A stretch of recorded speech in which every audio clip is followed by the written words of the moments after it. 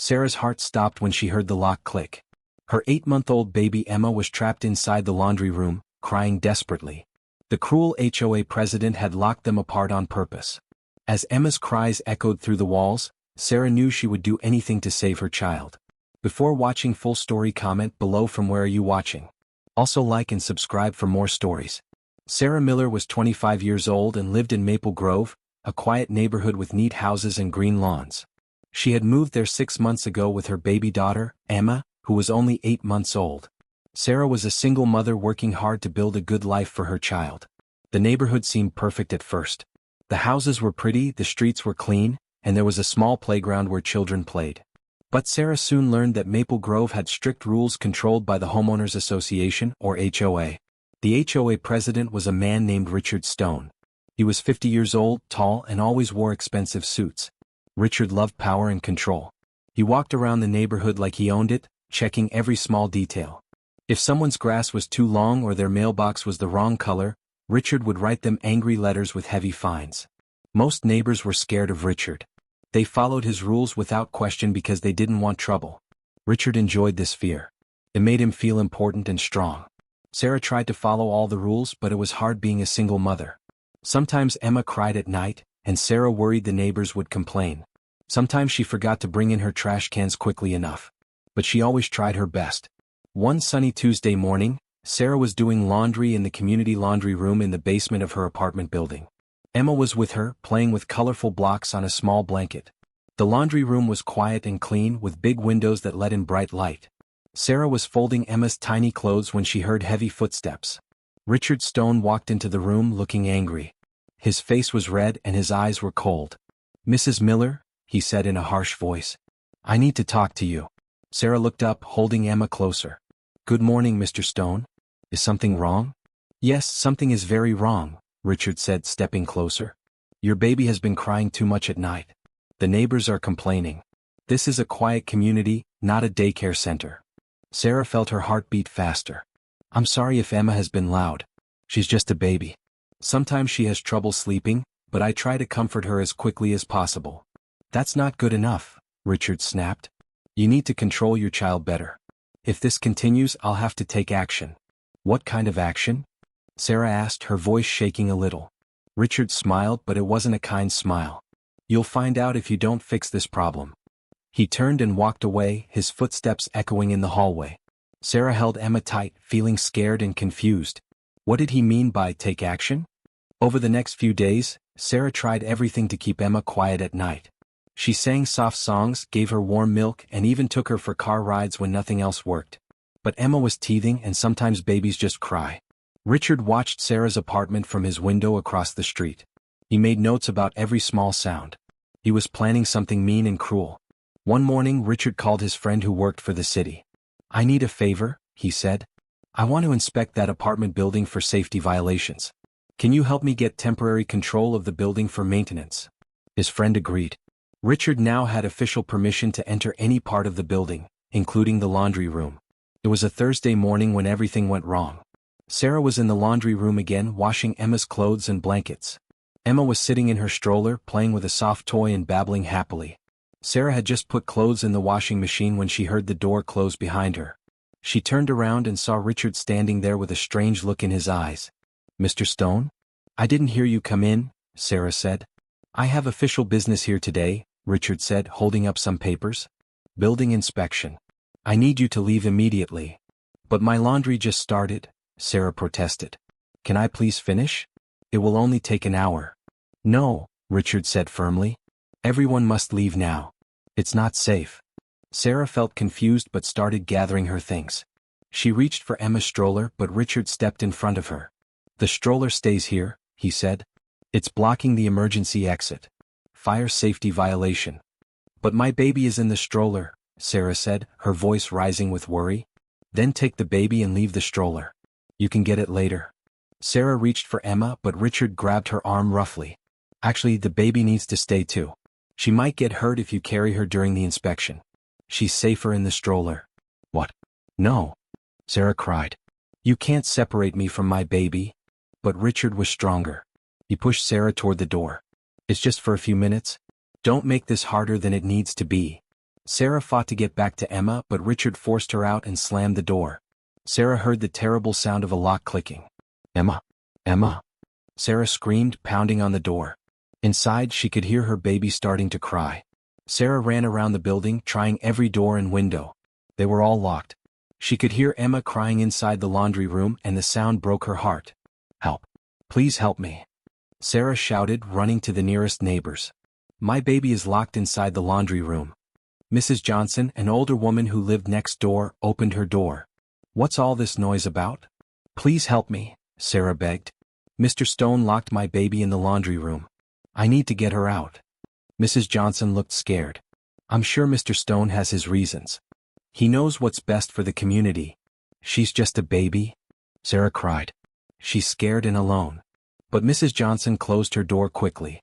Sarah ran to the next house and the next and the next. Every neighbor had the same response. They were too afraid of Richard to help her. Sarah felt like she was living in a nightmare. Her baby was crying somewhere inside that locked room and no one would help her. She called 911, but when the police came, Richard showed them his official papers. "I'm conducting a building inspection," Richard told the officers. "This woman is interfering with city business." The police believed him and told Sarah to wait. But Sarah couldn't wait. Every second felt like an hour. She could imagine Emma's little face, red from crying, wondering where her mommy was. For 3 terrible hours, Sarah waited outside the building. She could sometimes hear Emma's cries getting weaker, and it made her feel sick with worry. Richard sat in his car nearby, pretending to read documents but really watching Sarah suffer. Sarah called her sister in another state. "Please help me," she cried into the phone. "I don't know what to do." "Call a lawyer," her sister said. "This can't be legal." But lawyers cost money that Sarah didn't have, and they would take days to help. Emma needed her now. Sarah tried everything. She looked for unlocked windows, she searched for spare keys, she even tried to climb to the second floor. Nothing worked. The building was locked tight and her baby was trapped inside. As the hours passed, Emma's cries became quieter. This scared Sarah even more. Was her baby getting sick? Was she hurt? The not knowing was the worst part. Just when Sarah felt like giving up, she remembered something.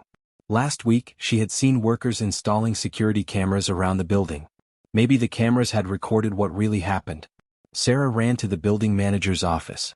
The manager, Mr. Peters, was a kind man in his 60s who had always been nice to Sarah and Emma. "Mr. Peters, please help me," Sarah said, tears streaming down her face. "I need to see the security camera footage from this morning." Mr. Peters looked confused. "What's going on, Sarah?" "I heard there was some kind of inspection." Sarah quickly told him everything. Mr. Peters' face grew angry as he listened. "That's not right," he said. "No one told me about any inspection. And separating a mother from her baby? That's cruel." Mr. Peters took Sarah to his office and pulled up the security camera system on his computer.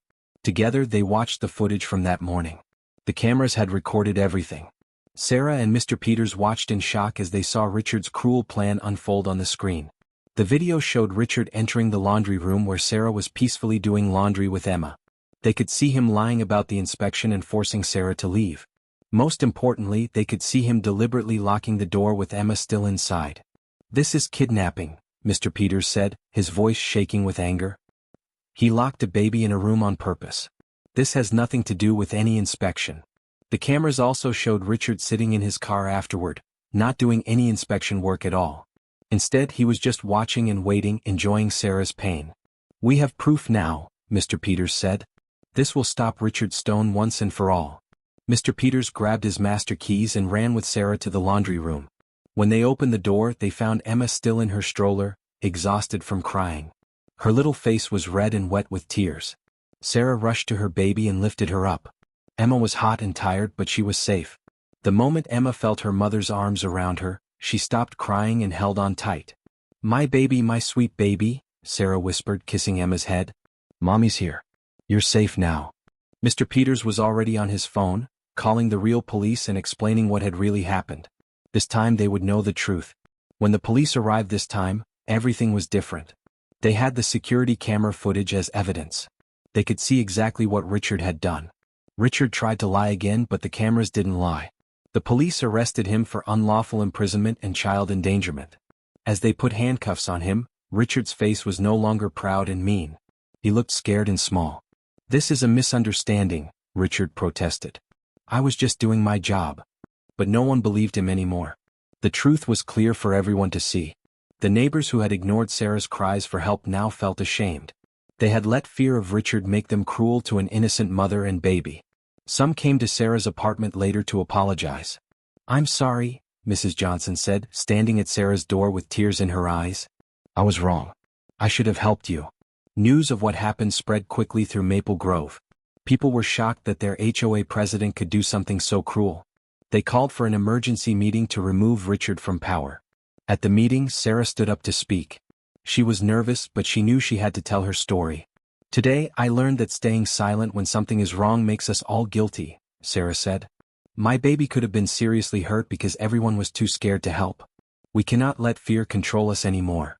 The community voted to remove Richard immediately. They also voted to change the HOA rules to make sure no one person could have too much power again. In the days after the incident, Sarah felt many different emotions. She was angry about what had happened, but she was also proud that she had fought for her baby. She had learned that she was stronger than she thought.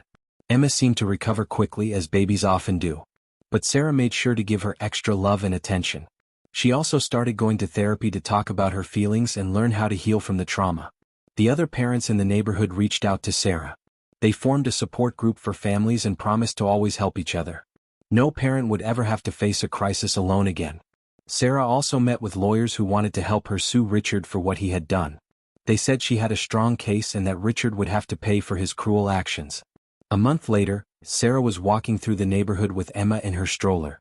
The trees were turning beautiful colors and children were playing in the park. Everything looked the same, but everything felt different. The neighbors now waved and smiled when they saw Sarah and Emma. Mrs. Johnson often brought over homemade cookies and asked if Sarah needed any help.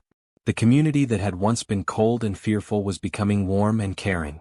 Sarah had also started a new job working from home, which meant she could spend more time with Emma. Life was getting better every day.